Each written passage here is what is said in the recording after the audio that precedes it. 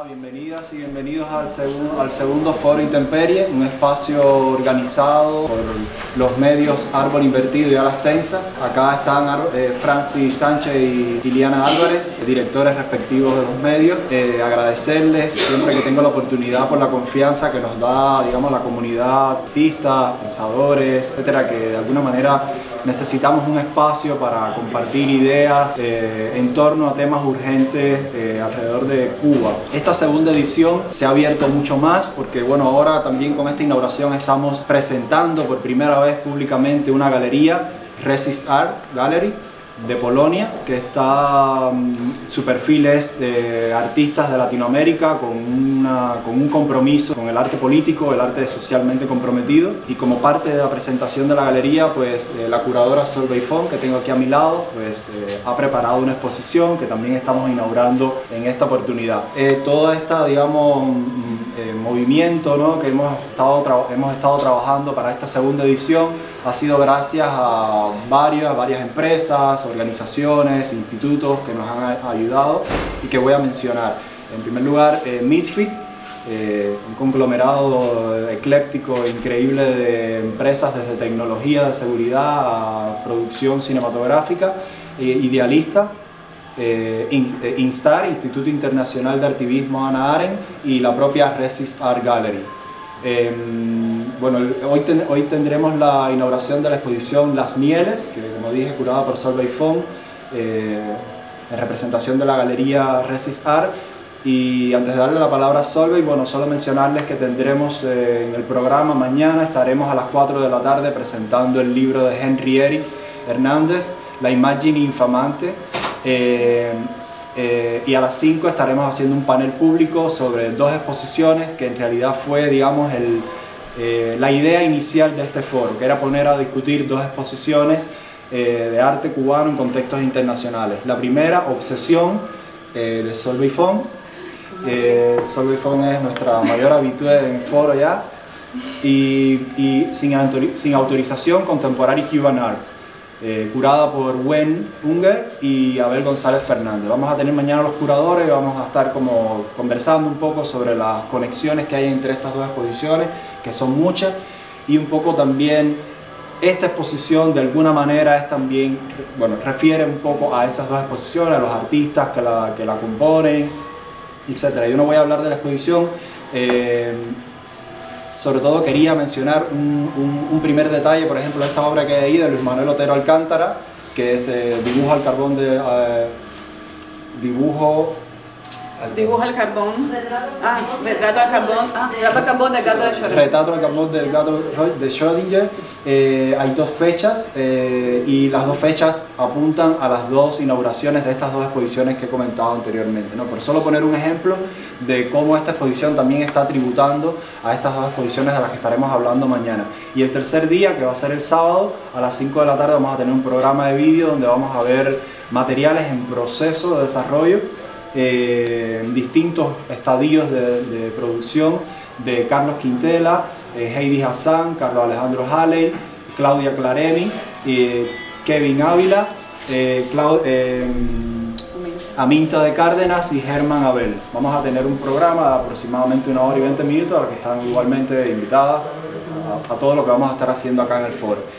Por último, quería también, pues, agradecer a Patricia Satora, que está aquí presente, que es la fundadora de Resist Art Gallery, junto con Agnieszka Gakiewicz, que está en Polonia, y que, bueno, que agradecerles también públicamente porque, bueno, por haber creado en principio esta galería, que yo creo que es necesaria, es decir, una galería que no solamente está interesada en una obra de arte, sino que también está interesada en la postura cívica del artista. No solo interesada, sino que parte de su función también esté abocada a proteger esa actitud, ¿no? Y yo creo que eso es bastante hermoso y también bastante necesario, especialmente en el contexto del arte cubano, ¿no? Que, como sabemos, muchos de los artistas que están participando en esta exposición o están presos, como el propio Luis Manuel Otero Alcántara, que está cumpliendo una condena injusta de 5 años de prisión,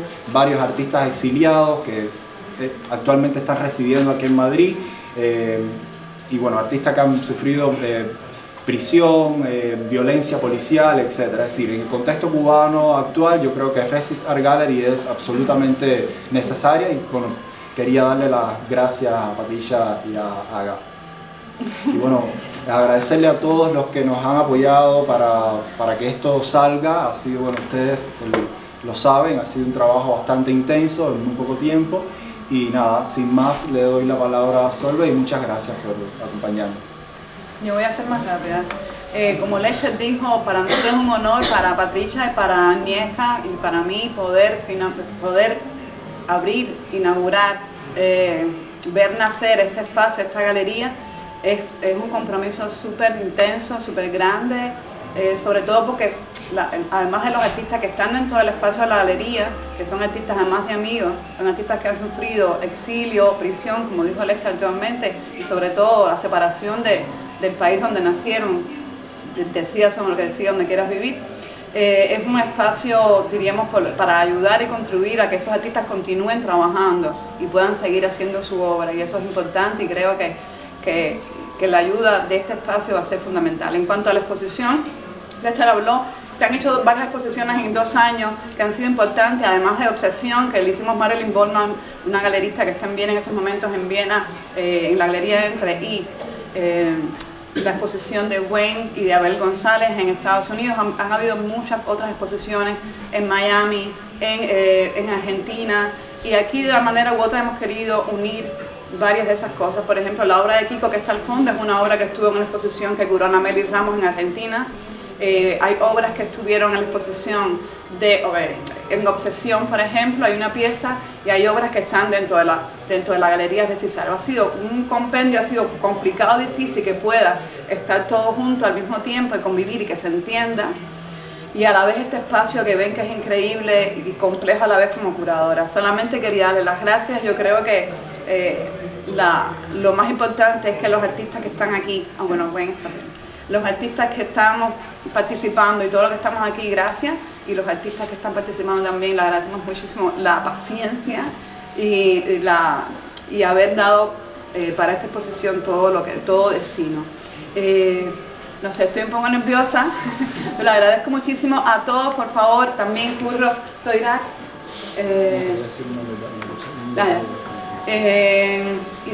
bueno, hay obras en colección también, importante. Nosotros hemos querido también abrirnos un poco. Si el mundo del cubano es bastante cerrado, si se quiere, al principio la emigración te lleva a convivir a una comunidad que tenemos, y hemos intentado, por lo menos en la exposición, tratar de abrirnos un poco a artistas ya del contexto español que también tienen contacto con Cuba, como es el caso de las 4 artistas españolas, Claudia Claremi, Jimena Cato, Cristina Garrido y Tamara Arroyo, que son artistas que ya estuvieron en Cuba, que conocen el contexto, que han tenido una interacción, y yo creo que era interesante también conocer cuál es su experiencia desde su obra y desde su conocimiento sobre Cuba y el contexto cubano. Entonces yo creo que también era eso, ¿no? También un poco que integrarnos, nosotros a ellos y ellos a nosotros, también un poco que hacer dando y dando. Grabando. Bueno, el Foro Intemperie es quizás uno de los principales proyectos que hemos desarrollado dentro de Árbol Invertido y Alas Tensas, porque en primer lugar es un objetivo, ¿no?, que una estos dos proyectos, en el cual trabajamos muy unidos a Alas Tensas y Árbol Invertido, porque el Foro Intemperie es un proyecto múltiple, diverso. Pretende nuclear todas las temáticas y preocupaciones principales que como comunidad cubana y como gremio de artistas y activistas tenemos. O sea, que cada evento puede estar signado por un tema diferente, por una problemática diferente, siempre estamos conectados con lo que está pasando. Entonces, estamos en Madrid, es algo inevitable que en gran parte no hemos decidido, es producto del exilio y de toda la situación, la represión que nos ha traído hasta aquí, y entonces esa ha sido siempre la actitud, tratar de aprovechar todo lo que nos pasa y todo lo que tenemos en beneficio de las cosas que queremos hacer, ¿no? Si el régimen nos lanzó al exilio y nos puso en Madrid, pues bueno, este es nuestro escenario, esta es nuestra plataforma, y aquí estamos y vamos a convertir esto en una zona de acción y de creación, y eso es lo que estamos haciendo. Ahora mismo hay muchos escritores, intelectuales, artistas, que por una situación u otra han venido a Madrid, ¿no? Y se han instalado en Madrid. Pues bueno, es una oportunidad que nos ha dado el gobierno cubano, que nos ha puesto aquí para que nosotros convirtamos a esta ciudad en un canal de transmisión para España y para toda Europa de la realidad nuestra, de las verdades nuestras que el régimen intenta ocultar, las historias, contar nuestras historias, hacernos entender, sensibilizar. Y entonces Foro Intemperie es un gran proyecto muy ambicioso en ese sentido. Hay muchas, o sea, se han sumado de manera solidaria muchos escritores y artistas que nos están colaborando, nuestro equipo ha crecido. Y cada vez que llega el Foro Intemperie pues crece mucho más, porque también tenemos muchos colaboradores ocasionales, que no solo ya el equipo profesional de trabajo de nuestros medios. Y entonces esta es una oportunidad para eso, para trabajar todos juntos, mucha gente, sumar a la causa, que es la razón de ser de Árbol Invertido, como es la búsqueda de la libertad de expresión y de la libertad máxima, y Alas Tensas, la lucha por los derechos de las mujeres y de todas las minorías a partir de nuestra realidad, la situación concreta de Cuba. Así que nada, estamos muy contentos con el primer Foro Intemperie y con este segundo mucho más, y estamos abiertos, tenemos muchas ideas y mucha imaginación y muchas propuestas, y van a seguir pasando cosas muy buenas. Bueno, el foro realmente es una idea colectiva y es un proyecto colectivo. Sin la cantidad de personas que hay detrás de los medios que lo auspician, Alas Tensas y Árbol Invertido, y la cantidad de talento también diría, fuera imposible realizarse. También yo creo que hay mucho de sueño que quiere concretarse en este nuevo espacio más seguro, un espacio de libertad. El foro empezó con un solo día, como bien tú dices, y ahora se ha extendido a 3 días dentro dentro del contexto de la Feria Arco. Pretendemos o queremos convertir el Foro Intemperie en un espacio de libertad, de diálogo, donde la cultura cubana pueda conocerse desde su posición independiente, ¿no? Y de su relación con la sociedad, y cómo puede realmente el arte ayudar a la libertad de Cuba, ¿no? Y pienso que hay una responsabilidad en todos los artistas. Los que van a ver esta exposición se darán cuenta de qué conexión enorme existe con la realidad nuestra, y cuánto realmente pone en evidencia un sistema opresor, y lo hace desde una responsabilidad, pero también de una belleza estética y desde una ruptura de maneras convencionales de expresión muy buena. Yo pienso que este foro ha ido creciendo, y ha ido creciendo sobre todo porque tenemos un equipo enorme detrás de cada una de estas ideas para que realmente se realice, y también tenemos la convicción de que solamente realizando alianzas, solamente teniendo un objetivo común, que es precisamente darnos a conocer como una cultura que trasciende los límites de la propia geografía insular, una cultura transnacional, transterritorial, que quiere expresarse en ese sentido, es decir, también en los lugares donde convive con otras culturas, en este caso con la cultura europea, y dialogar con ella también. Es decir, es una visión, diría yo, mucho más universal de la cultura cubana, que se pone en diálogo con otras culturas, y que a la vez ayuda a mostrar a Cuba con una visión independiente, una visión de libertad, una visión fresca, una visión de responsabilidad con nuestra nación y con lo que queremos nosotros todos, que es precisamente, todas y todos, que es precisamente una Cuba libre, verdaderamente democrática.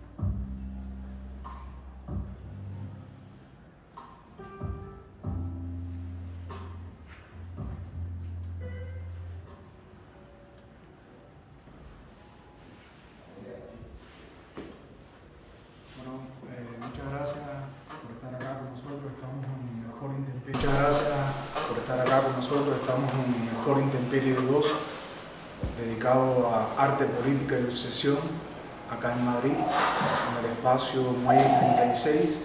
Es el segundo día de nuestro evento, Foro Intemperie, y en este momento vamos a proceder con la presentación del libro de Henry Hernández, que ya hemos visto en el unboxing al principio y que tenemos aquí.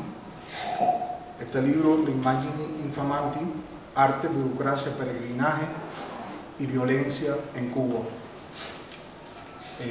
Un libro publicado por nuestra editorial Ediciones del Linde, la cual yo dirijo junto con Eliana Álvarez, y hicimos la edición. Y acá tengo a mi lado, aprovecho a presentarles a Julio Llopis, artista, que es el autor de esta obra que aparece en la portada, ilustra la cubierta de este libro de Henry Hernández. Tenemos online, estará con nosotros conectado desde México y podrá hablar para el público el autor del libro, Henry Hernández, artista y para mí un magnífico ensayista que he como que descubierto en el proceso de publicación de este libro, y es lo que pretendo hablar a continuación. Vamos también a darle la palabra a Julio para que también nos hable. Quiero decir que el libro L'Immagine Infamanti, a mí me ha sorprendido mucho. Es de esos libros que desde Cuba yo siempre notaba su ausencia, ¿no? Un pensamiento inteligente, culto, comprometido con la realidad, no cínico, no hipócrita, valiente, inteligente y con conocimiento de causa de los temas, ¿no? Desde el arte, de la cultura, problematizando lo que es la circunstancia más dominante que ha tenido la sociedad cubana y el arte y la cultura toda, que es el totalitarismo mismo, ¿no? Que ha signado, ha aplastado, ha moldeado nuestras vidas de una forma u otra, y lo sigue haciendo.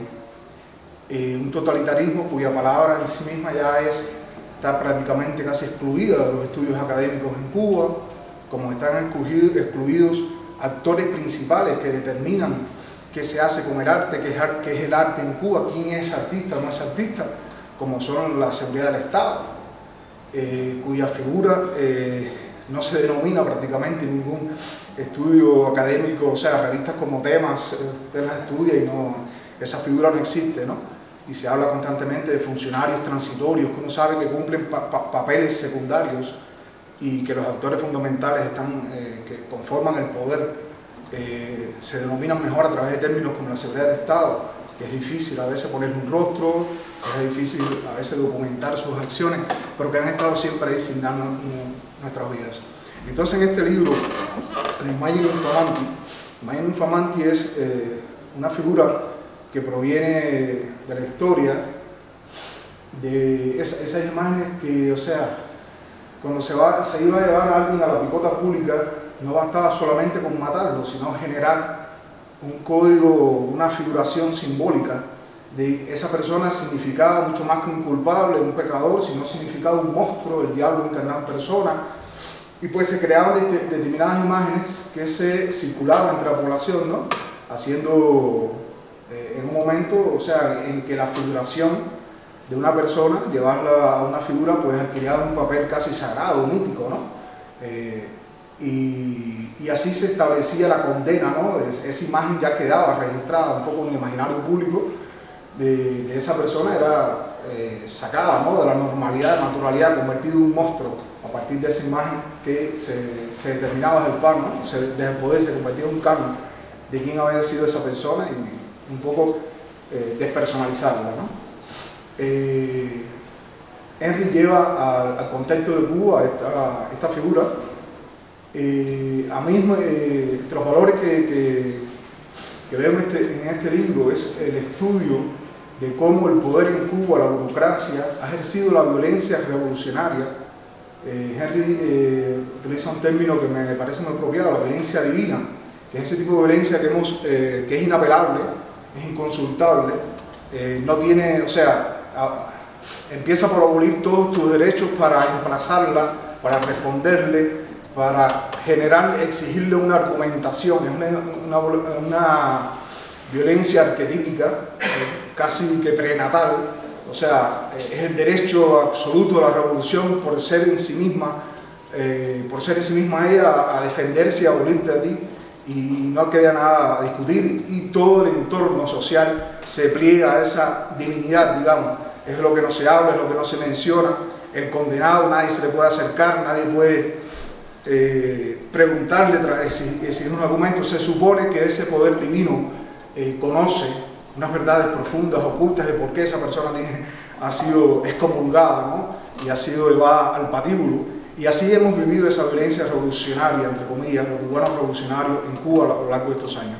Este libro se divide en 4 ensayos fundamentales que yo pienso que recorren etapas críticas de la relación entre artistas y poder en Cuba, y a partir de casos puntuales que son muy bien descritos, o sea, lo que les pasó, cómo se movió la crítica en torno a ellos, cómo le dieron la espalda a sus amigos, cómo es el grupo Arte y la figura de Juan C. González.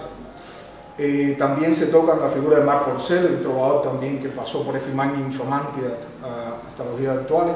Otro artista como Italo Espósito. También se menciona el caso de Berto Padilla, que es un telón de fondo que ha tenido toda esta situación desde el inicio de la revolución hasta el día de hoy, y cómo emergió el tratamiento de la figura de Berto Padilla en el 2007 con la llamada crisis de los emails, o guerrita de los emails, y cómo las élites culturales, yo diría que de las habaneras sobre todo, y no tanto habaneras como del Vedado más específicamente, trataron de aprovechar esa discusión, ese falso debate que provocaron para establecer una corrección política y erudita, ¿no? O sea, cuáles eran los términos correctos del debate, quiénes eran los culpables en emplazar, y adoptaron las mismas actitudes cínicas, hipócritas de siempre. O sea, no se menciona a Fidel Castro, no se menciona a Raúl Castro, y se mencionan y se critican, ¿no?, a figuras que eran simplemente comisarios, como Luis Pavón Tamayo, Quesada y toda esta figura. O sea, Henry va recorriendo estos distintos hitos hasta llegar al movimiento San Isidro, todo lo que significa, o sea, que emerge en el último ensayo. Así que pienso que estos 4 ensayos hacen un recorrido cronológico, de cierta manera, pero también evolutivo, de ese pensamiento crítico y esa conciencia crítica desde el arte. O sea, venimos de estas generaciones que fueron prácticamente educadas, adoctrinadas, domesticadas a raíz del caso de Berto Padilla, silenciadas. Pasamos por generaciones críticas como la de los 80, de los 90, donde establecieron y discutieron con las instituciones, su derecho a pertenecer a las instituciones, a tener un discurso crítico dentro de las instituciones, como Juan C. González y su performance en el espacio estructurado, o el objeto estructurado, y cómo fue comulgado todo eso. Y terminamos en el movimiento San Isidro, que a mí me parece una especie de culminación de todo este proceso, cuando ya no le exigen al Estado en términos artísticos, o sea, el derecho del artista, lo cual me parece también una parte de hipocresía, o sea, porque sabemos que todo este fenómeno se está dando en la sociedad cubana, porque ni el artista, ni nadie, ni ningún ciudadano común tiene derecho al espacio público, tiene derecho a ejercer el poder, tiene cuota de poder en esa sociedad, como es propio de un Estado totalitario. Ya estos jóvenes del movimiento San Isidro defienden, ya se aleja un poco de los criterios artísticos. O sea, Juan C. González fue llevado a la excomunión, prácticamente, decirle, a ver, mira, no es un problema de que esté bien, es que tú no eres artista, no cumples determinados rigores artísticos. Ya estos muchachos del movimiento San Isidro mandan para el carajo los rigores artísticos, mandan para el carajo las academias, mandan todo eso a la mierda, como debe ser, y le están hablando del poder. O sea, este es un poder totalitario. Yo pienso que por eso el movimiento San Isidro ha sido fundamental en causar todo este malestar que ha arrastrado la sociedad cubana durante muchos años, que ha emergido en los sucesos de las manifestaciones del 11 de julio, porque asumieron, o sea, le estuvieron hablando desde las redes públicas, estuvieron hablando de sus posiciones, del problema de la gente normal, común, de a pie, de los problemas más reales, y para mí eso es una evolución muy seria de esta discusión. Juan C., o sea, Henry hace un análisis que a mí me parece que faltaba también en este tipo de estudios, y quiero subrayar que es un estudio muy claro, muy académico, en el sentido que las fuentes están muy bien documentadas, están muy bien citadas, un manejo de fuentes que van desde estudios académicos, de ensayos que son canónicos sobre el tema, hasta grabaciones personales que él tiene de cuando la seguridad del Estado lo estaba interrogando y él a su vez grababa la seguridad del Estado y lo cita aquí, que me parece preciosos esos momentos.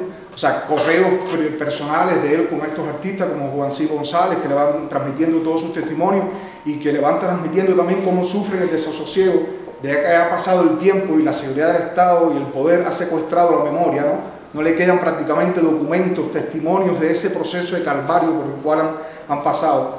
Y esos testimonios emergen con estas cartas, esta comunicación que tienen con Henry. Entonces aquí conocemos esos testimonios en primera persona por ellos. Y quería por último decir, no solo es emplazado el poder, sino que es analizado también, me parece, algunas figuras importantes que Henry las describe muy bien. Los peregrinos políticos, el peregrinaje político, definido como esa izquierda internacional que está emplazada en otra realidad, tienes otras premisas, tienes otras necesidades, y peregrina, se desplaza hacia un espacio que no es el suyo, que es lo cubano, y encuentran en lo cubano ese espacio como sacro, sagrado, en el cual pueden hacer validar las necesidades que ellos tienen allá morales para establecer determinados, o sea, como que se reencuentran con un estado de pureza de lo que sería el izquierdismo, la utopía y todas esas cosas que ellos han carecido en sus propias realidades.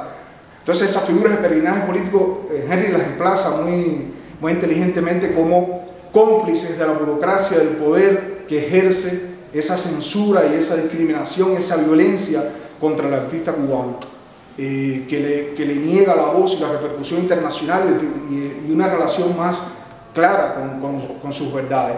Y otra figura que es el segundo ensayo, que se llama El amigo totalitario, fundamental también, porque ya tenemos este cómplice internacional, pero el amigo totalitario es ese que es el colega, el artista, que adopta determinadas posturas, unas pueden ser más cínicas, otras más desconectadas, más propias del autismo o el ascetismo, pero se hacen cómplices a su vez, ¿no? O sea, se pliegan al rumor, a dejar determinados rumores o a establecer por aquí, por allá. Es verdad que Juan C. González no hizo esto bien, no hizo por los canales correspondientes, determinadas cosas. Y el poder totalitario, cuando quiere matar a un artista, le es muy valioso ese testimonio, esa herramienta, ¿no? Del colega, del crítico, del experto, del académico, para hacer recaer la culpa, no en ellos mismos, sino como también se utilizan estos comisarios, pues ya entonces en el sector profesional del cual ellos mismos pertenecen. O sea, ese colega, ese hermano, esa persona que viene de su mismo sector, cuando tienen esos criterios que pueden utilizarlos contra el artista, pues lo ensalzan todo el tiempo y lo utilizan así. Venimos que ha pasado así a lo largo del tiempo. Bueno, como yo dije ya, yo quería preguntarte yo, y es simplemente para darte el pie para que tú hables, porque tú eres un poco, o sea, has ilustrado este libro no por gusto, vienes un poco de este pensamiento, de estas experiencias que provocan estos ensayos, y estoy seguro, o sea, Henry desde un primer momento, o sea, me dijo, yo que quiero que sea, y esta es la obra, o sea, lo tenía muy claro, y quiero decir, entonces preguntarte, aprovechar para darte el pie para que hables, o sea, ¿por qué tu obra es tan aportada a este libro? Bueno, primero, gracias a Deslinda en primer lugar por haber aceptado el proyecto de producir el libro que ya felizmente tenemos con nosotros como producto, y bueno, a Henry también, aunque no por ser segundo es menos importante, por haber tenido el deseo de que esta obra mía específicamente ilustrara el libro. Yo quisiera comentar muy brevemente primero una cosa sobre la obra en sí. Vale la pena este espacio para compartir el hecho de que es una obra del año 2015 que yo hice de una manera muy coyuntural, con intereses por un lado en acercarme al ready-made, a la tradición duchampiana, hacer ese tipo de trabajo que tanto me interesa, pero coyunturalmente respecto a Cuba, con lo que tenía que ver era específicamente con una circunstancia que tenía que ver con la cerveza y tal, y sobre todo que quien ostentaba la presidencia de Cuba era Raúl Castro.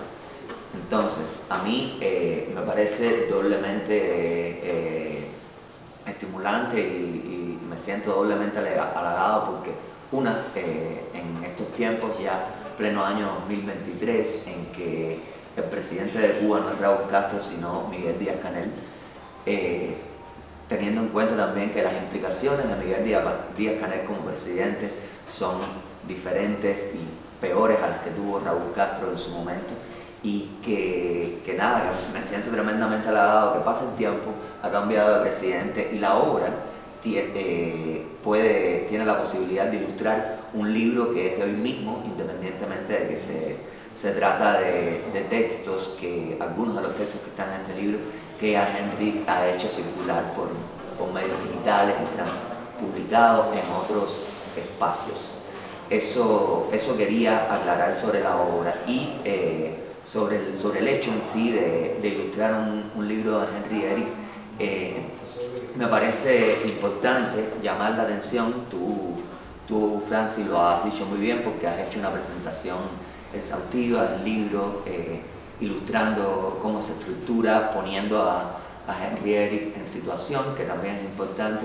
Yo en ese sentido solamente decir que para mí siempre ha sido muy valioso estar cerca por razones laborales y de mi relación de estima con Henry Eric ya de tantos años.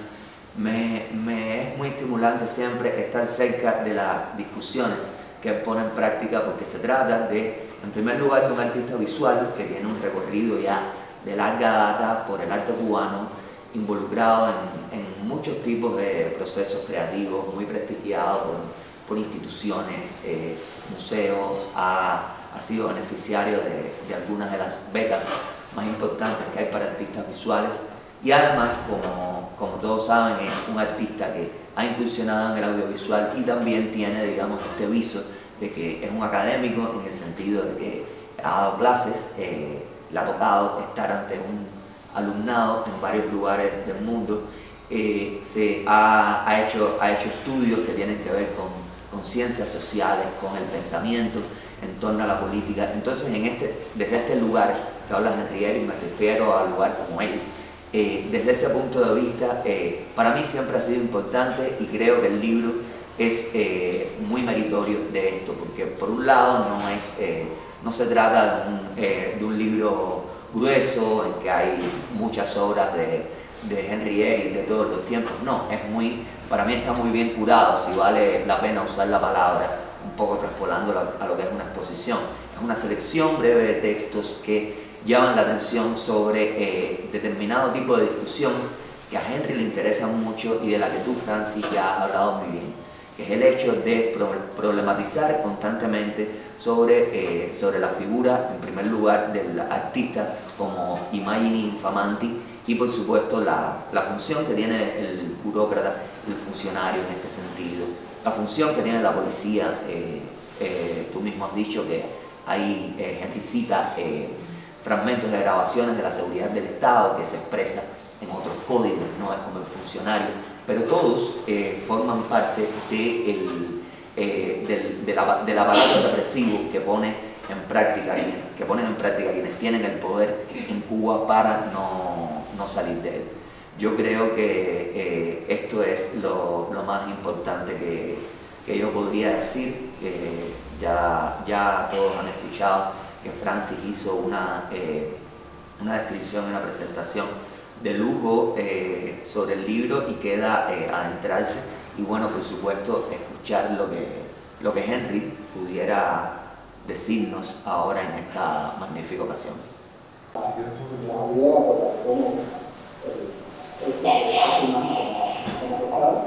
decía, el libro es una cuatro textos y de lo que comentaba la relación de evaluación de todos los años, me interesa mucho que este digamos, la movida de la política social cubana tiene tres puntos esenciales. Uno es, por supuesto, la burocracia política, o sea, política cultural, ¿no? Otro es la seguridad del Estado, que en este caso podría ser la primera, la policía política, y el tercer punto que es importante son las élites culturales, ¿no? Los artistas, los críticos, los pensadores, los gestores, ¿no? Y por supuesto el funcionariado que al valor que se sigue entre ambas. Algunos artistas suelen ser funcionarios temporalmente y otros no. Pero bueno, yo creo que es importante y fue un poco lo que quiso tener entre todos estos textos, primeramente con esta idea de cómo ese imaginario cubano revolucionario es un producto no solamente del peregrino político, sino de ese cambio que hace siempre el peregrino político junto con el intelectual, que están dentro, digamos que eso si no nos funcionaría porque siempre son invitados o convocados por alguien que está dentro. Y en segundo lugar, es otro también que en el caso de Juan Sí, pues generaron, ¿no? Digamos que es el ejemplo, y a mí me parece crucial, porque eran cosas que Juan Sí había contado a otras estudiosas, a críticas, culturales como Coco Fuki, como Rachel West, y nunca tocaron estos temas, ¿no? Yo creo que es importante que de qué manera artistas como René, artistas como Coco Fuki, artistas como Pedro Fernández, se vuelven los artistas comisarios, los amigos que cantantes que se canten con la democracia política como funcionario para hacerle la vida una desgracia a Francisco, básicamente generando un discurso y de que la asesoría, en este caso como Torres Llorca o como Acero o como Tener, generando el discurso de generar artistas, ¿no? Eso es algo que se revierte otra vez en el discurso de la burocracia, cultural otra vez en el caso de San Isidro y de algunos colegas artistas igual, ¿no? Eso yo creo que es importante porque como dijera siempre el gran amigo y poeta Joaquín Badajoz, es decir, las centros culturales al final lo que mantiene el poder en Cuba y por eso es tanta la preocupación del poder por controlar de todas las maneras posibles, dando todas las penas posibles y las visibilidades posibles por mantener siempre un circuito, digamos, ¿no? Digamos un círculo o varios círculos de estas élites en diferentes ámbitos como que le vayan generando ese apoyo, ¿no? Entonces, un poco pongo este ejemplo porque yo creo que es muy importante hacer hincapié en esto, ¿no? Yo creo que María ahora mismo puede ser, quizás lo podamos pensar o repensar o escribir sobre él un poco, lo que está pasando ahora mismo en Madrid, que creo que es mucho más importante por este mismo grupo que está ahí ahora, que es el que está generando y entonces cuando contraponen este grupo a ese lobby de los 90 que llega con Cristina Río, que llegó hace un par de años, pues por ahí un poco también se va a generar digamos, o sea, que sigue generando esa separación, esa tensión, quiénes son los que tienen un gasto en tensión por los pactos no firmados, o quizás algunos firmados con el poder en Cuba, pero, o sea, que de alguna manera ahora están en el exilio, pero han sido esta misma gente, este mismo lobby de Cristina Río, de Francisco y tal, Estado en Madrid, son los que han generado de alguna manera esa dinámica que viene desde siempre de los 80, tratando con los 90, que de alguna manera se mantiene, como comentamos. Yo viene un poco en La Habana de vez en cuando, pero también mirándolo algunamente, ¿no? O sea, es una élite, es un lobby que nunca quiere esos artistas que ponen del lado mal. Un poco lo que pasó con Sí, un poco lo que pasó, y estamos hablando solamente en el ámbito de las artes visuales, lo que está pasando a San Isidro y Madrid. Entonces, yo creo que, o sea, lo que quiero decir con esto es cómo esa circunstancia, esa condición totalitaria, cómo exporta de alguna manera esas polémicas o tensiones o discusiones o al final todo ese ejemplo de violencia divina que al final lo que entonces yo creo que es importante verlo, cómo se mueve. De hecho, a mí me gusta mucho tener una imagen que estudiaba integrado para mostrar, y es cuando me llegaba, es una imagen que se ha usado poco, y es una imagen de la que están integrados en su persona, pero lo que se ve son las nalgas que han integrado, y detrás, en tercer plano o segundo plano, se ve Cristina Vive. Y la pongo un poco porque creo que eso puede ser un link a algo sobre lo que estoy pensando ahora, y que también en este caso podría pasar en New York. ¿No? Yo creo que hay una gran pregunta que quizás Cristina Vive podría, o sea, estando en Madrid, digo, sea, digamos, haciendo sus proyectos paralelos a Intemperie, y es o sea, cuál fue su tema, su discurso como testigo institucional para el caso Ángel Delgado. Y si quizás esa posición de ella como testigo institucional en ese juicio fue de alguna manera generó el consenso con la burocracia cultural en este caso para hacer todo ese lobby crítico que vino después, ese lobby de gestión que vino después, que a la vez fue el que tapó todos esos relatos que de alguna manera conforman esa política cultural cubana y conforman esa gestión. Y a la vez el doctor también ha dado el traste para transformar, digamos, un tipo de gestión independiente que no siempre es autónoma, que era un poco lo que conversaba de como estoy, digamos, generando esta trayectoria un poco para dejar ver lo que quizás se me quedó fuera de estos textos. Te repito, son 4 textos que han ido saliendo en otros proyectos, pero que sí me interesaba colocarlos juntos. Entonces, nada, esto es lo que quería decir, porque yo creo que Franz y yo pues, han hablado, y sobre todo yo creo que eso es un libro que a la vez el formato que propuso Franz me encantó, esta idea de que te lo colocas en el bolsillo, ¿no? Y se lo puedes leer en un día tomando el metro, tomando el tren, pero que sí, como que nos revuelve un poco todo. Sí, muchas gracias, Henry, por tus palabras. Como decía Henry, o sea, un poco él nos ha hablado de cosas que pueden haber estado un poco al margen, ¿no? Que estaban presentes, implícitas, por decirlo en este libro, y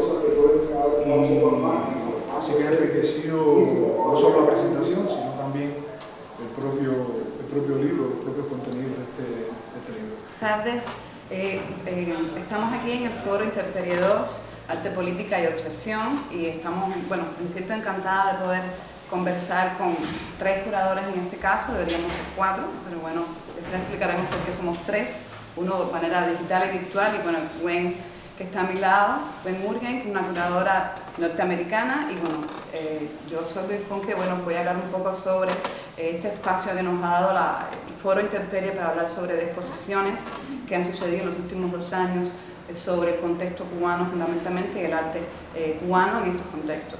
La exposición Obsesión, que es una exposición que voy a hablarles un poco para ponerlos en contexto, es una exposición que nace en el 2021 a raíz de toda la violencia desatada en el Estado cubano, en Cuba, hacia algunos artistas, activistas, periodistas y sociedad en general cubana, que estábamos defendiendo ideas y libertades en un momento determinado, como fue el 27 de noviembre, el 11 de julio, pero bueno, es un poco largo. Los invito a investigar y buscar un poco más información, pero bueno, en este caso, en este contexto, algunos artistas estábamos trabajando dedicados a visibilizar lo que sucedía en Cuba y nos volcamos sobre la denuncia, y en un momento determinado de esta lucha de años y meses, nos vimos involucrados en ciertas obsesiones de las cuales queremos hablar, y en este caso es el título de la exposición que yo hice. La exposición Obsesión nace del dolor que yo sentía personalmente a la hora de visibilizar y vivir lo que estaba pasando, y una manera de canalizar este dolor fue comenzar a pensar en una exposición, en una idea para poder llevar este dolor de sentimiento, esta no poder hacer, hacia lo que podemos hacer mejor, que es el arte, en sentido general, en sentido particular, en sentido general.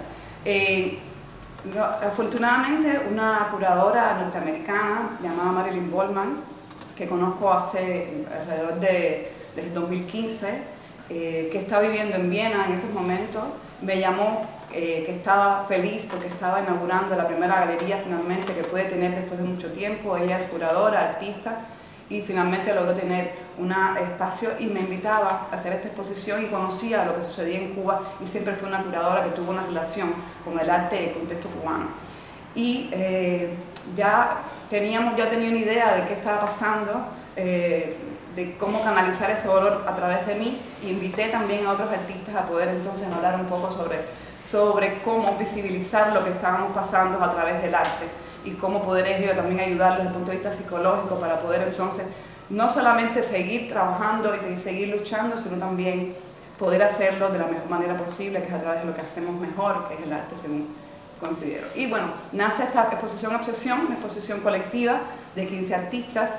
Me invitan a esa exposición a Viena, finalmente Marilyn, la curamos juntas, y el 27 de noviembre de 2021, después de 6 meses de trabajo, finalmente inaugura la exposición, y ella me invita junto con otra artista, con Julio Llopis y con varios artistas más. Finalmente nada más que Julio Llopis y yo pudimos ir, y comenzamos entonces este larga travesía que ha sido hacer la exposición Obsesión en Viena y emigrar. Vamos a ver, los invito un momentico para ver el video de lo que fue la exposición, y les voy a ir un poco narrando, si se quiere, si se puede, qué pasaba por la cabeza de esos artistas en algunos casos, y un poco que esas mismas obras hablan de lo que pasaba en esos artistas. Y yo creo que lo importante de esta exposición, y que va a seguir siendo, porque queremos que siga haciéndose la exposición, es una vez más poder visibilizar, poder contar, poder narrar lo que sucede en el contexto cubano de represión y ante una tiranía que existe en estos momentos y de que se habla poco. ¿Pueden ver aquí?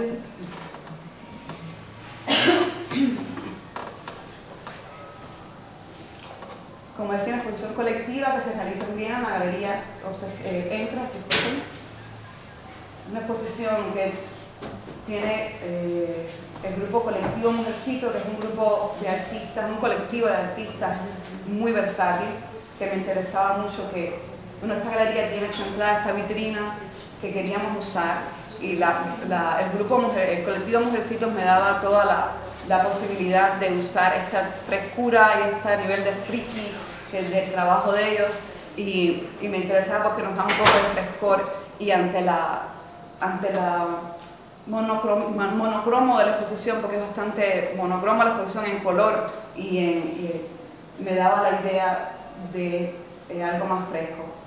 Cuando empecé a pensar en Obsesión, le mandé esta especie de texto a Marilyn sobre qué pasaba por mi cabeza, que en estos momentos está en inglés, afortunadamente, pero bueno, es sobre la obsesión.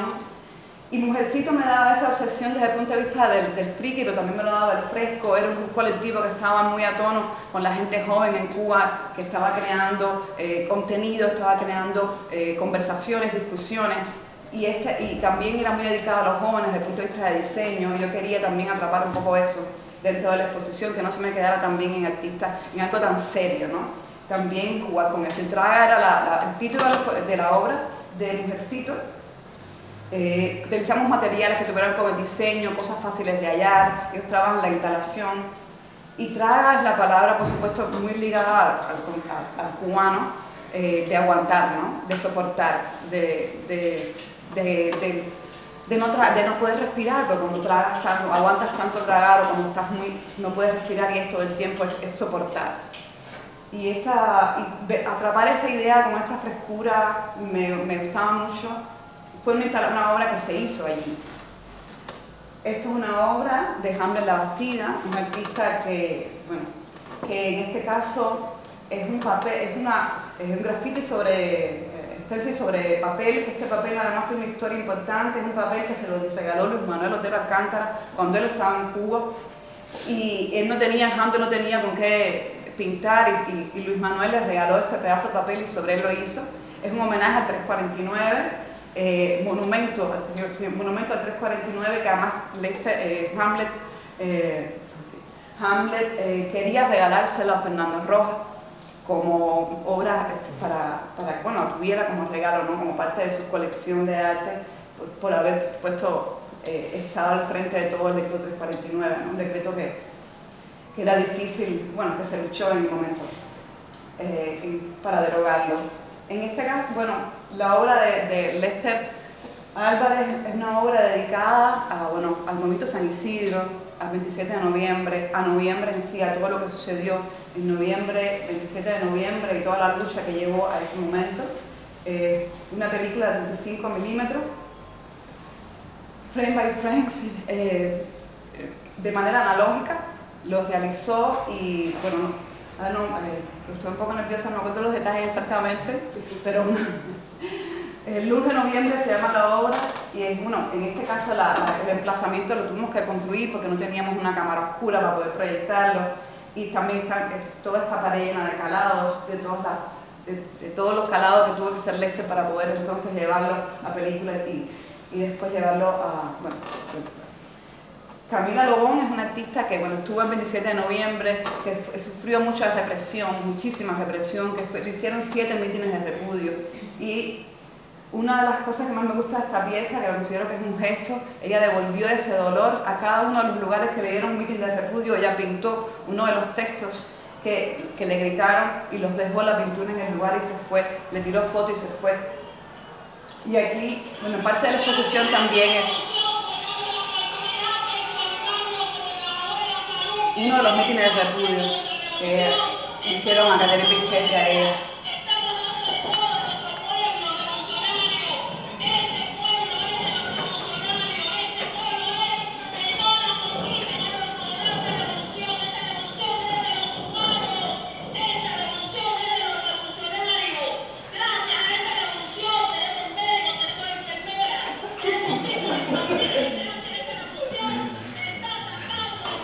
No, fueron 7 mítines de repudio, esto es un ejemplo de uno, es muy ilustrador, como pueden ver.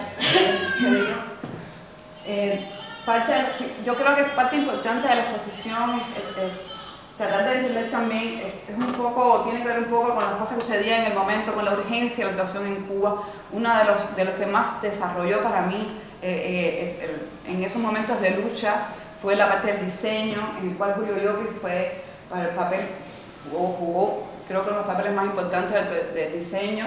Aforismos Exaltados, esta serie que comenzó haciéndolas en el teléfono para poder promocionar, una palabra exacta, para poder poner en internet, para poder compartir lo que sucedía en Cuba, los presos políticos, las personas que estaban siendo maltratadas, presos, toda la injusticia. Esta campaña que le hizo Julio, le hizo en el teléfono, que la llevó en la exposición, allá material físico, y que vemos el pullover, como son los sellos, y da la impresión de que una especie de tienda, ¿no?, de muestrario, de llevar como la publicidad, diríamos, que conocemos como la del Che, algo tan, diríamos, infame de alguna manera, llevar esta propuesta, este dolor, esta situación a espacios como los sellos, que son como los pines que te llevas y los compartes, y poder entonces ya llevar esto a un terreno mucho más allá de la misma obra, ¿no? También algo parecido también tiene que ver con la parte turística, la parte de lo que se conoce de Cuba, la parte de que tú te llevas de Cuba. Julio Llopis y Rachel Carrión, que es este artista, trabajan estas dos links que me interesa mucho, que es lo turístico, ¿no? Lo que te llevas, lo que aparentemente es la felicidad de Cuba, se convierte entonces en este dolor que te vas a llevar. En este caso la obra de Rachel son dibujos que las lleva postales, en este postalero cubano típico de aeropuerto, si se quiere, que tú te llevas para tu casa, te llevas y la envías como el recuerdo de algo tan bello, y en este caso la gente podía escogerlo y te lo podías llevar. Sin embargo, la gente era reticente, porque realmente no es algo feliz lo que ves. Esta obra, bueno, es una obra que también estuvo dentro de las portadas de las revistas de Mujercita, del colectivo Mujercito, la de Snowball, que bueno, es la tonfa dentro de la bola de nieve, que es, para mí es una de las obras fuertes. Picot, que es esta obra, bueno, que le da título, Pico le da título a la obra entera, de una instalación, que es este tanque ruso, llevado a miniatura con unos tanques como si fueras a irte para migrar, ¿no? O sea, los tanques abajo están llenos de tanques para poder flotar, y este reflejaba lo de la migración en Cuba. Celia González es una de las artistas que ha sufrido mucha represión también, que no estuvo exactamente el 17 de noviembre, pero eso no quiere decir que ha sido ni menos involucrada. Esta es Operación Especial es el título de la obra de ella, en el cual ella apela a este sentimiento que tenemos de autoconservación. Está hablando de las plantas encuentran un libro de la seguridad del Estado que se llama Supervivencia, se apoderan de este libro y empiezan a hablar con este seguroso. Si es un libro que habla de la supervivencia en el bosque, en las plantas, usándolas para poder sobrevivir, y ella en estas cartulinas dibuja estas plantas y estas plantas se convierten entre el plateado y el sonido, es como una especie de limbo en el cual viven las plantas, que están hablando y que dicen que saben qué estás haciendo. Esta obra de Nelson Jalil es una obra que vi en Cuba antes de venir para acá y la escogí, fue la última obra que escogí en la exposición, algo vivo dentro de algo muerto, que bueno, ahora un poco no es evidente, es un pan que crece dentro de una reja. Él hizo varias pruebas y lo hizo junto con un cocinero amigo en Cuba. ¿Puedes subir esto un poquito? Esta obra es la primera obra que escogí, no la escogí como obra exactamente, escogí este video solamente.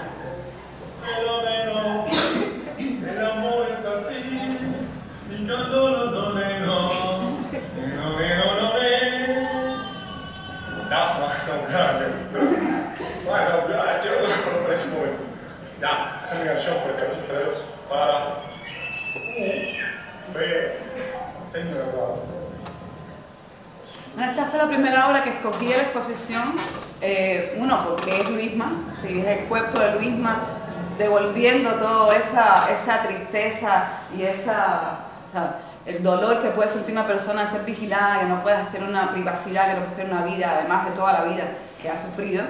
Y ese video fue el primero que escogí porque te habla de quién es él, pero a la vez se habla de cómo lleva entonces esa naturaleza muerta al arte, así cómo convierte ese dolor en arte y algo simpático y algo que te entusiasma, ¿no? Que te hace involucrarte dentro de él. Estos dibujos sí los escogí después, fueron dibujos que él realizó cuando estaba en el hospital, bajo vigilancia, igual, y usaba los papeles que encontraba de las agendas de los médicos que le regalaban. También tiene una conexión, por supuesto, con la cámara de vigilancia. Es este amor, esta relación. Para mí, cuando vi los dibujos, era este amor, esta relación que establecía entre la seguridad, la seguridad que tenía y su cabeza, ¿no? Y lo hago en forma de frame, como si fuera un álbum familiar alrededor del centro que es el video. Cuando Marilyn Borman me invita a hacer esta exposición, yo estaba pasando un proceso de ansiedad muy grande después del 27 de enero y las noticias que nos dieron, y comencé a pensar primeramente en hacer cómo podría hablar de mí misma sin tener que ser yo en cámara la que habla a mí misma, y escogí 8 videos que hablaban de mi proceso de dolor, de mi proceso de felicidad, de mi proceso de encarcelamiento, de cómo estaba viviendo yo todo eso. Lo resumí en 8 videos de 8 obras, son 8 obras de 8 artistas en video, repito para mejor, que los hilvané de manera, los puse uno detrás de otro, de manera que contaran algo sobre mi vida y se convirtió en una película de 1 hora y 9 minutos que se llamaba Entre Xanadu y Sospechosos Habituales, que es como Xanadu, la película Xanadu por supuesto, y la película Sospechosos Habituales. En esos dos mundos estaba en ese momento, ¿no? Y esta obra me llevó a poder un poco que bajar y poder concentrarme en algo más que no fuera solamente el dolor, y de ahí entonces surgió Obsesión. Pero Obsesión no es la única exposición que se ha hecho relacionada con el tema de arte contemporáneo, Cuba, contexto, y bueno, aquí estamos también conversando, tratando de conversar con Gwen. Bueno, pues dejamos a ver hacer su... Quería decir algo rápido antes de eso, bueno, que aquí está detrás de nosotros. Bueno, parte de la exposición que está aquí del foro es estos 2 cuadros que están ahí atrás, que son, bueno, retrato al carbón del gato de Schoenberg. Nunca digo bien la palabra del gato. Cuando empezamos a hablar del foro, empezamos a invitarnos, cuando Leste nos invitó al foro, una de las primeras cosas que hablamos con Gwen, conversando sobre qué íbamos a hacer, cómo íbamos a hacer la exposición, nos dimos cuenta que tanto la exposición de Wayne y Abel se inauguró el 20 de octubre y ellos tenían una fecha dentro del retrato al carbón del Gato de Chorreme, de una obra de Luis Manuel Otero Alcántara, tenían la fecha de inauguración de ellos y yo también tenía la fecha de inauguración mía. Y en un momento determinado de nuestras conversaciones para organizar la exposición y el evento, nos dimos cuenta de eso y era como el link perfecto, ¿no? Para entonces estar aquí hablando. Teníamos que haber empezado por ahí. Yo fui a Cuba en 2017, cuando primeramente conocí a Abel, el co-curador de cinematografía y como conocí a vos y a todos los artistas que hacen parte del proyecto. Bueno, dejamos a Abel porque él va a mostrar partes del show y después yo hablo un poquito y pues... Tienen que pedirle que desmonte su micrófono. Ustedes tienen que pedirle que él se desmonte. A ver. Que active el micrófono. Activa el micrófono. Díganse ustedes que El micrófono, que pongas el micrófono, desmute. Entonces, ¿me escuchan por ahí? Sí. Hubo un poco de eco aquí, pero vamos a tratar de solventar así la tema de la comunicación. Bueno, gracias Sope y gracias Wayne, gracias a Buenos Pueblos, a todo el vestido del este, por dejarme estar aquí, ¿no? Con ustedes hoy. Tenía preparada una presentación, pero después pensaba que iba a hablar después de Wayne, pero bueno, ya que voy a empezar a hablar ahora, quiero hacer una breve presentación sobre la exposición a nivel formal y luego como tenía también una presentación breve acerca de no solamente los artistas, sino también la significación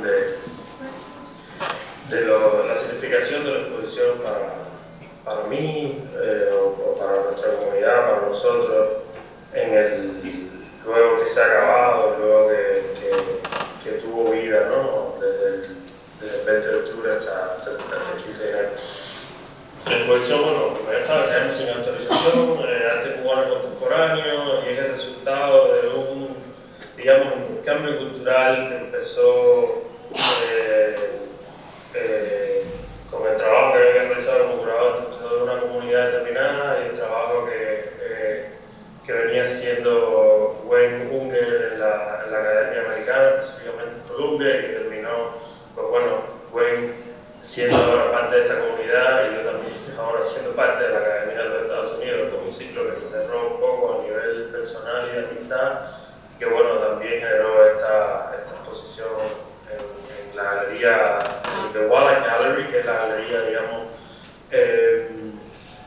de arte de Columbia University, que está situada además en un lugar muy especial, que es el West Harlem de la ciudad de Manhattan, en Nueva York, que tiene una historia además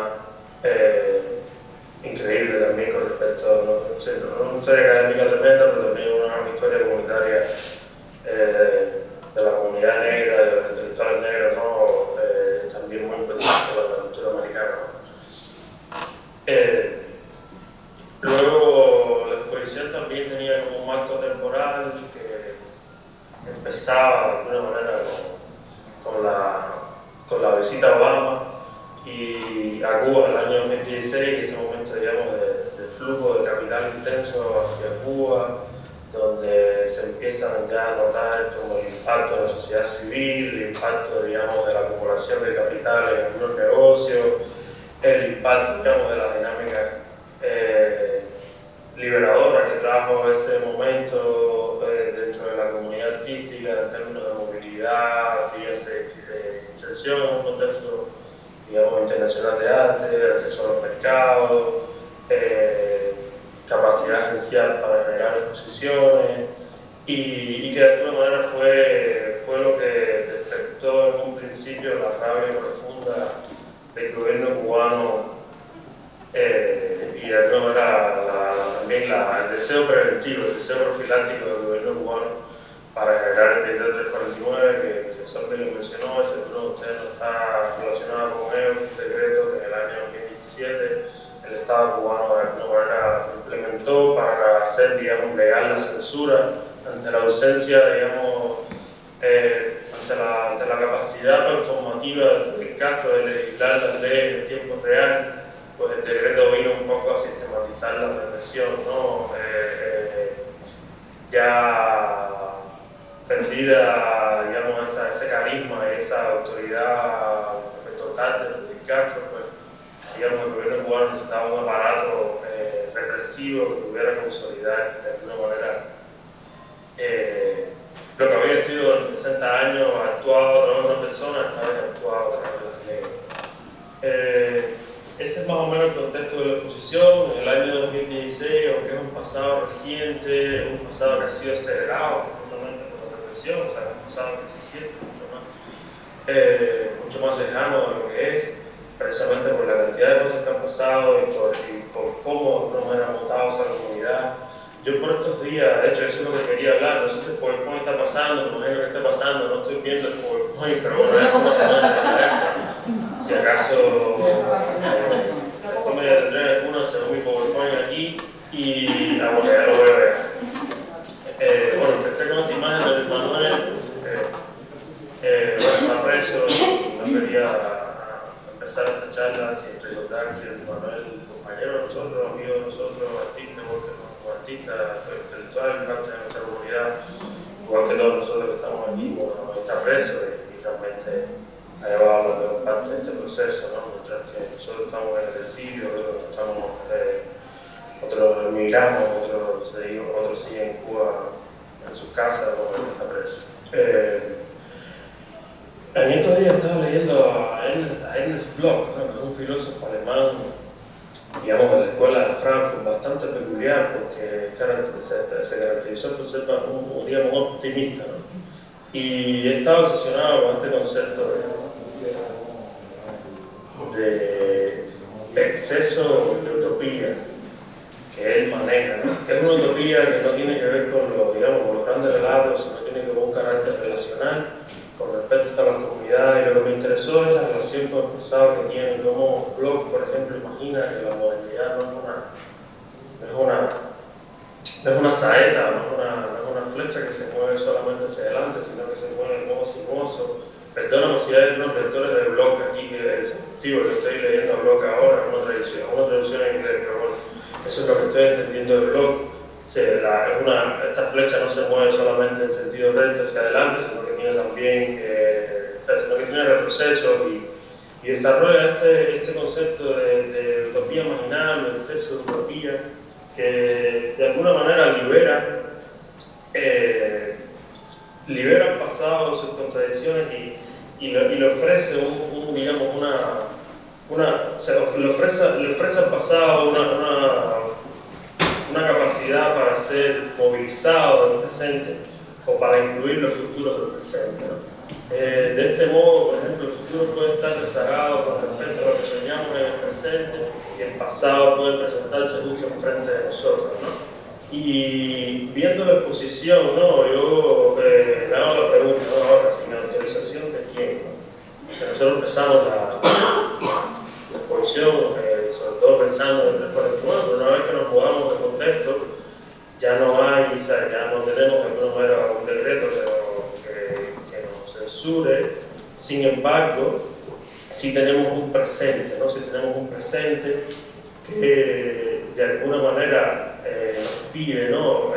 Una autorización para explorar el pasado y bueno, nosotros nos pide autorización para explorar el pasado en el sentido de la historia, ¿no? En el sentido de cómo de alguna manera la imagen de Cuba represiva ha sido explorada o ha sido abordada en la memoria del exilio, incluso dentro de Cuba.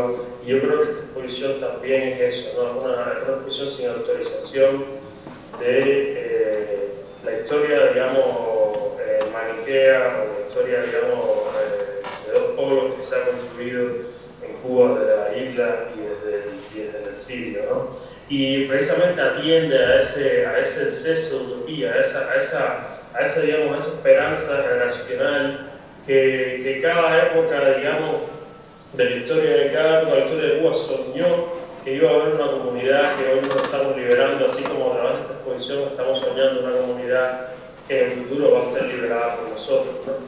Y por eso esta exposición tiene una carga fuerte en el archivo, ¿no? Tiene la obra de Hamlet, que básicamente es una obra que se pregunta sobre el archivo, digamos, del totalitarismo cubano. Tiene la obra de Lester Álvarez, que estamos viendo aquí, que es La noche en Cuba, ¿no? Que precisamente indaga en ese terreno de la personalidad de la historia de Cuba, de la literatura, explorando el sueño de algunos personajes, bueno, varios personajes de novelas y de obras de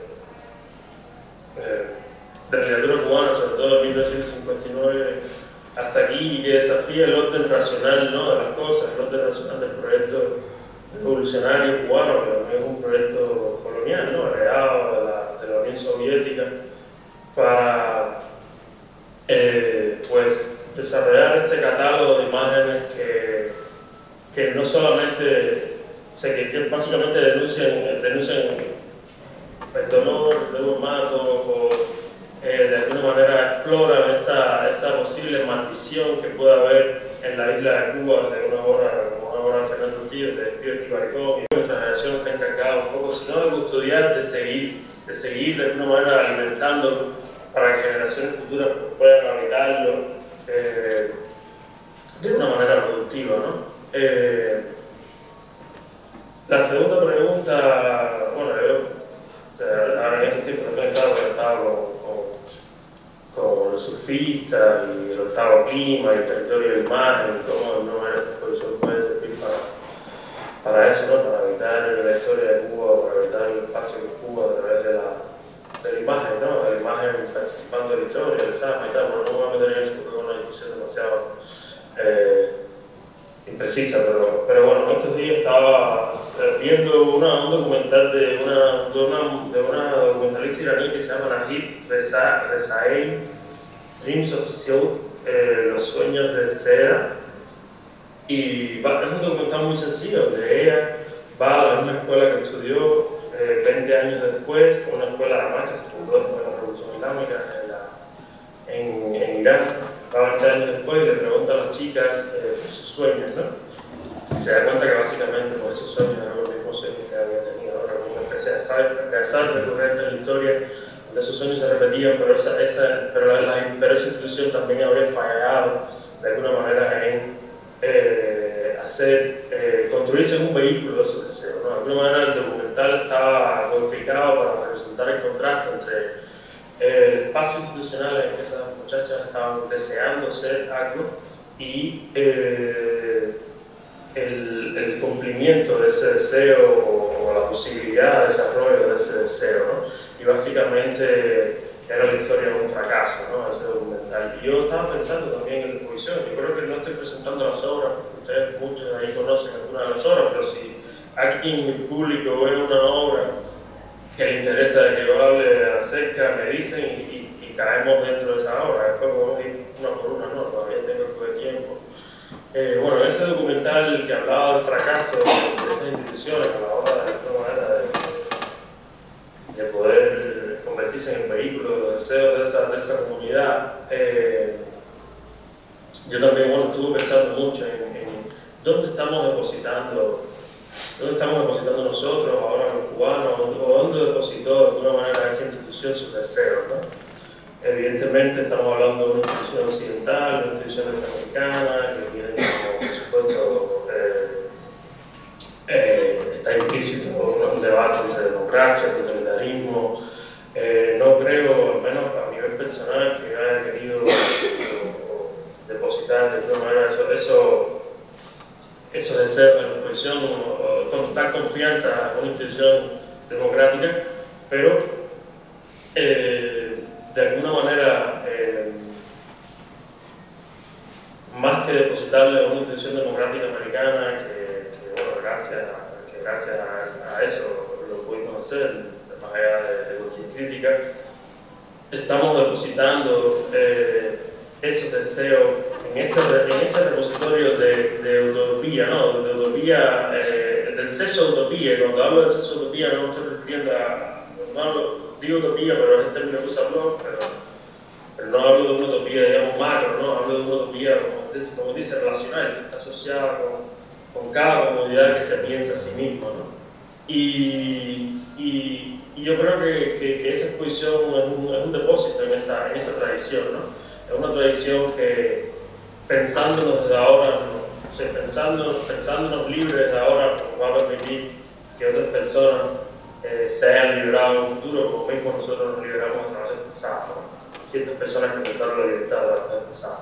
Y eso, o sea, el ejercicio de esa tradición, ¿no? que aún mantiene, ¿no? El hecho de que haya gente en el público. Estuve viendo a Manny, estuve viendo a Paricio, estuve viendo a Catherine. O sea, son gente que bueno, las personas que están en el foro, todas, ¿no? Por supuesto, son personas que mantienen viva esa tradición. En La Habana, Luis Manuel, ¿no? Son personas que han optado por habitar ese exceso de utopía relacional, comunitaria, específica, ¿no? que nos ha tocado vivir y la exposición de eso, ¿no?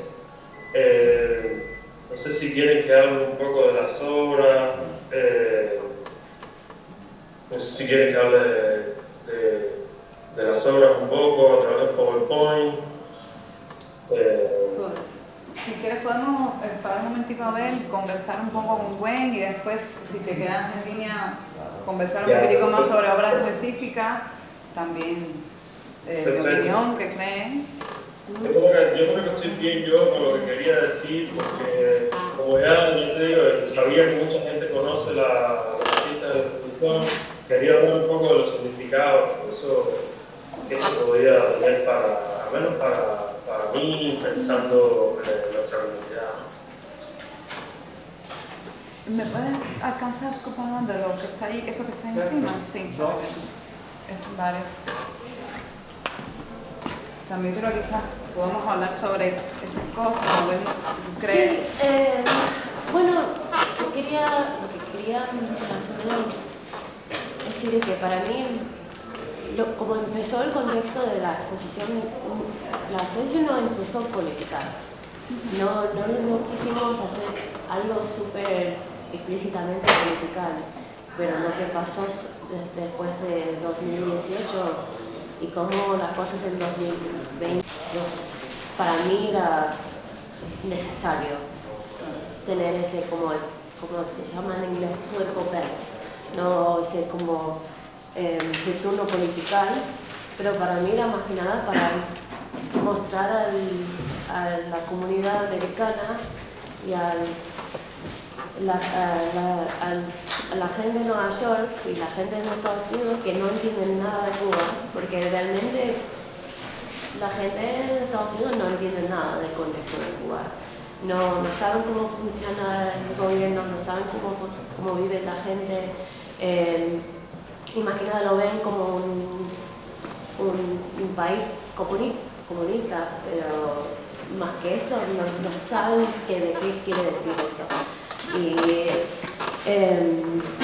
Y en Estados Unidos hay como, cuando hablas de Cuba, ves dos cosas. Ves la gente súper conservadora, que son súper anticastristas, súper anticomunistas, o ves los súper liberales, que son súper pro-comunismo, y dicen que Cuba es una utopía socialista, que realmente no lo es.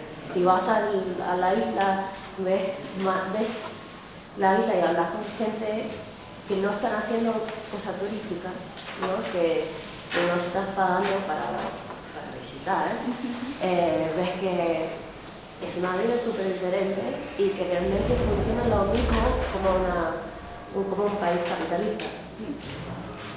Yo siempre refiero a este libro que se llama, bueno, en inglés es Abolitions in Black, de Roderick Ferguson. Es un profesor de estudios afroamericanos, Black Studies, y él analiza cómo el capitalismo y cómo el comunismo construyen ciudadanos de la misma manera. Y lo construyen por labor, por trabajo. Lo que es diferente en cada es dónde va el trabajo, para quién trabajas. Y en Cuba, como un país comunista, ¿no? Trabajar para el gobierno. El gobierno es pues el business, ¿no? Es un ¿En inglés? business. ¿Business? ¿El negociante? Es un negocio, No, que el gobierno es el negocio, ¿no? Pero en un país capitalista, el negocio es trabajar por varios negocios, ¿no? Trabajar por el free market. Pero como construye el ciudadano así, es efectivamente alguien que puede producir cosas, que puede trabajar, ¿no? O que puede reproducir para el país. Sí, sí. Y hace eso, lo que hace eso es construir un ciudadano que es básicamente blanco, heterosexual y masculino. Y después de eso, como la gente que no puede ser esa cosa, ¿no? Que no son esa cosa, están excluidos como ciudadanos, que realmente la ciudadanía no es abierta a ellos. Y para mí eso era algo muy importante para mostrar a la gente en los Estados Unidos, que Cuba no es no es que dicen los dos extremos, ¿no? Que hay cosas, es como un spectrum de gris, ¿no? Y todos viven en el gris y cómo vive la gente es súper diferente de lo que podría pensar. Cuando hablas a cubanos en la calle, ¿no? Todos tienen ideas diferentes. Y para mí era tratar de educar a la gente en Estados Unidos, porque para ellos Cuba no les importa para nada. Porque realmente Cuba, creo que el gobierno de Cuba le gusta usar los Estados Unidos y el bloqueo y sí, le gusta decir, como dijeron de Luis Manuel, que era un agente de la CIA, Estados Unidos, realmente Cuba no le importa a los Estados Unidos tanto. Estados Unidos no es tan enredado en eso. Yo creo que, bueno, lo que es otra cosa, que no tenemos tiempo para hablar de eso, pero para mí la Expo era más que nada una oportunidad de traer trabajo de estos artistas, que me pareció trabajo muy potente, habla de estas cosas de una manera que es más abierto a la gente, que la gente puede accesar de una manera que no es leer 1000 artículos sobre lo que está pasando en Cuba. Y también era una oportunidad para traer gente a los Estados Unidos, a dar gente la oportunidad de irse a Nueva York si querían, darle un poco de contexto, otra situación, salir del país. Sí, salir del país, pero vivir también, otro lugar. bueno, hacerlos. Y más que nada era de hacer un trabajo, mostrar cosas que se hicieron sin autorización del gobierno. De eso salió el título del lenguaje de Decreto 349, que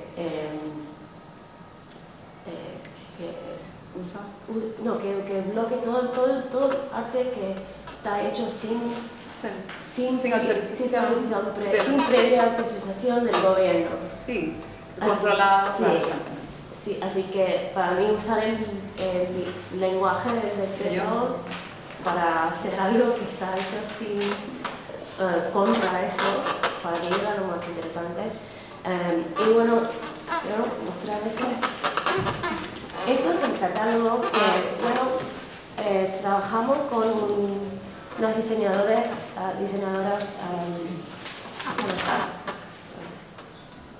Cara Basel y Lucia Hitchcock, que les hablé del proyecto, miraron los ensayos y ellas tuvieron esta idea de usar newsprints, así que hacerlo como un diario, y cada ensayo tiene su propia parte, y cada uno lo tienes que abrir.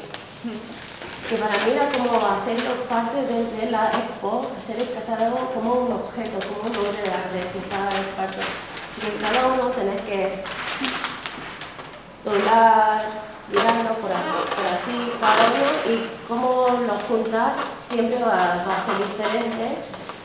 Pero también para mí primero la material así como en diario era más como mostrar el fácil de acceso. O algo tiene que ver también un poco con Cuba, el papel gaceta, la textura. Para mí era más como que muestra cómo las cosas están cambiando tan rápido. Es un objeto efímero, ¿no? Que rápido, porque todo tiene que salir súper rápido y de ahí como, no sé, era para mí mostrar el espíritu de la expo de una manera que no sé cómo lo hicieron, pero estaba buenísimo. Y el catálogo también es bilingüe, es inglés y español. Y cada uno es así que este es el mío. Inglés acá y en español.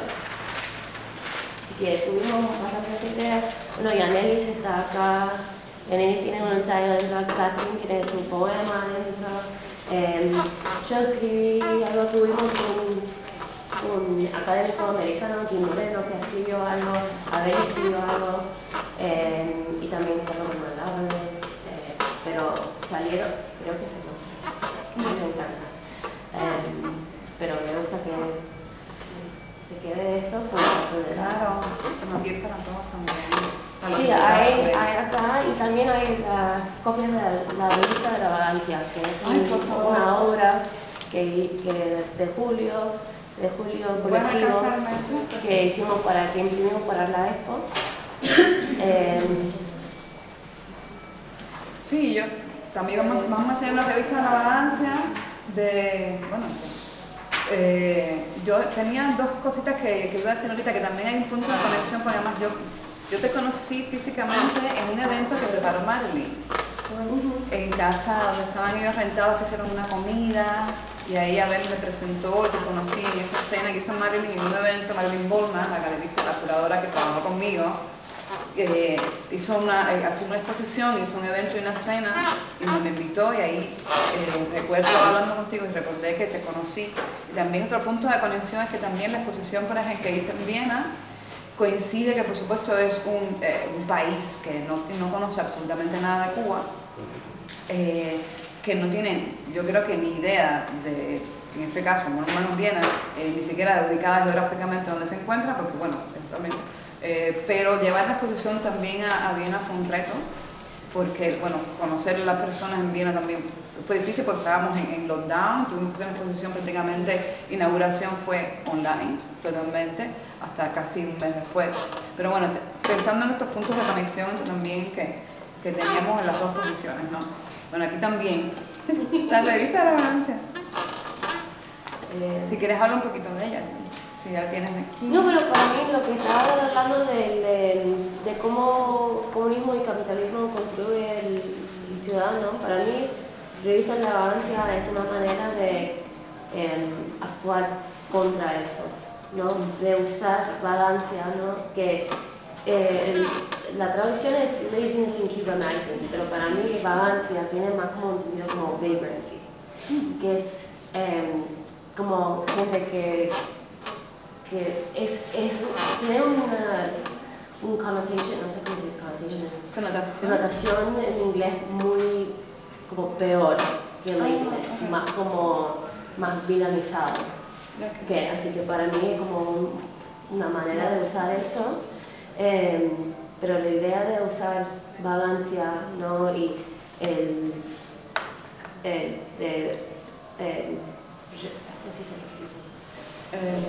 ¿refusal? Sí. Rechazo. De rechazar trabajar, ¿no? De rechazar hacer trabajo y hacer labor para el país o para el Estado, ¿no? Que rechazar trabajar de esa manera y en vez de eso usar la vagancia. Sí, como respuesta, además una revista que se ha hecho sin autorización ninguna, yo meter el objetivo o la forma en que se hacía. No, ¿algo más? A ver, ¿alguna pregunta o comentario? A ver. No, estoy bien. Yo creo que si el público tiene algo que decir y conversar, sería bueno. Sí, yo quería hacer apuntar un par de cosas. ¿Tú me escuchas ahí? A ver. Sí, te escucho. Bueno, con respecto a lo que aprovecharía ahorita de detallar cada una de las obras, comentarles a los aquí presentes y bueno, los que vean el streaming que en el canal de YouTube de Árbol Invertido está la visita guiada que grabamos cuando estuve en la exposición, que bueno, tú haces un paseo por toda la exposición y vas detalladamente hablando de cada una de las obras, que es un material extraordinario, que yo creo que si están interesados en conocer la exposición, todo el relato que hay detrás de ello, bueno, allí está. Y por otra parte también está la visita guiada, bueno, esa sí la hemos visto un fragmento de la exposición de Obsesión, es decir que ambas exposiciones tienen un registro audiovisual que se puede consultar allí en la página web de Árbol Invertido. Y que iba a comentar otra cosa con respecto a la revista de la vagancia, que salió aquí a colación, que en el programa de vídeo que vamos a tener mañana hay un documental que es sobre la revista, es decir, que en la exposición de Sin Autorización estaba la revista de la vagancia junto con el documental, ¿no? Era una instalación. Entonces, ahora estamos hablando de la revista y mañana vamos a tener el documental que está en proceso de desarrollo, realizado por Kevin Ávila y producido por Flory James. Nada, era apuntar ese par de cosas. También en el sitio web de la galería de Wallace Gallery Columbia hay un tour virtual que se puede hacer del arco. Así pueden ver todo en su sitio y tienen como apuntado todos los datos y todo eso. Es súper bueno. Es muy lindo tenerlo ahí, que es como sale como un archivo digital del arco. No. Sí, es eso. Si no tiene nada que decir, bueno, no tenemos que entrar ahora. Bueno, gracias por la invitación, espero que le haya... Muchas gracias a vos también. Gracias, Abel.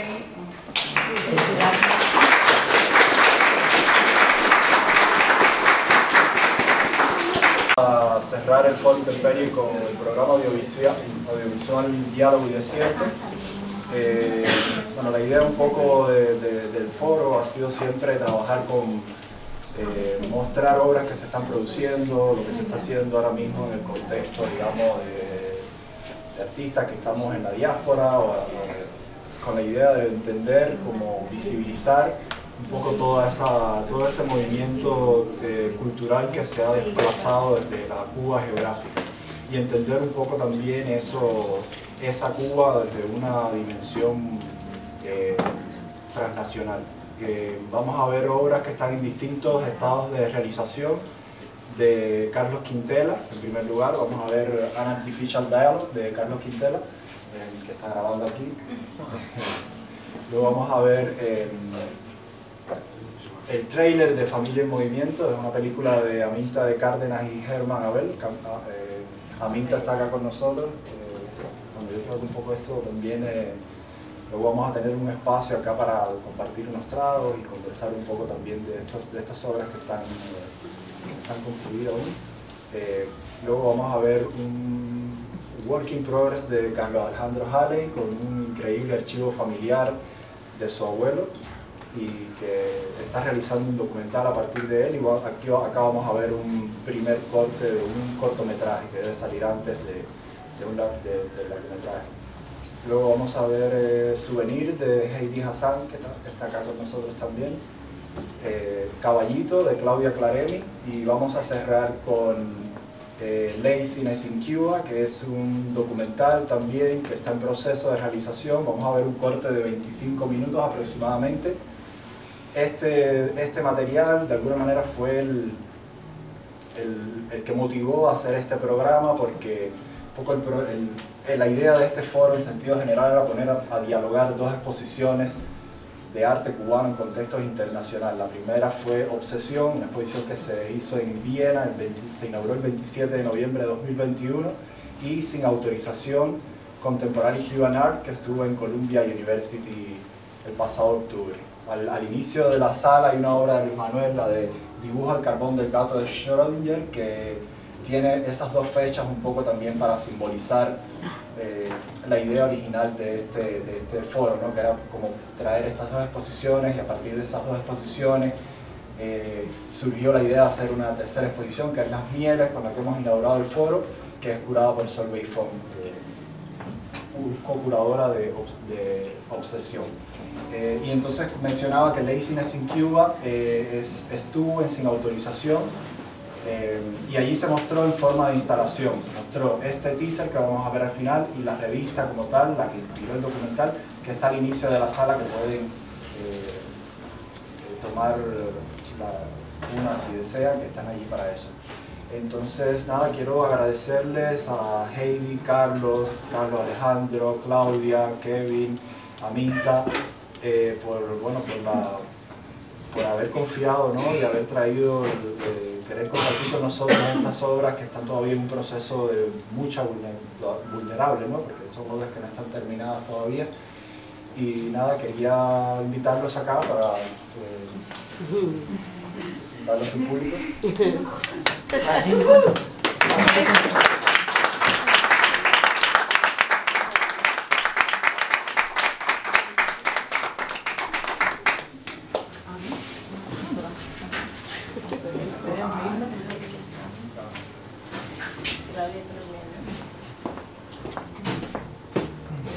Espero que disfruten el programa y luego conversamos un poco.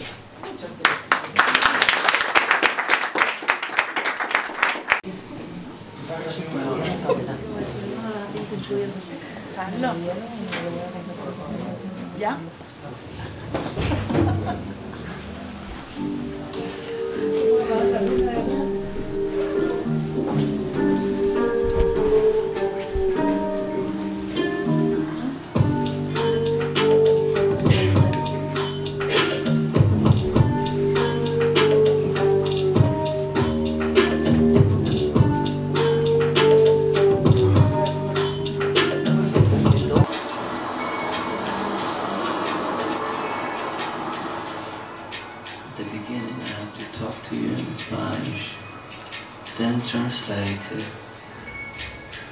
No hay valoración del padre ni de la madre.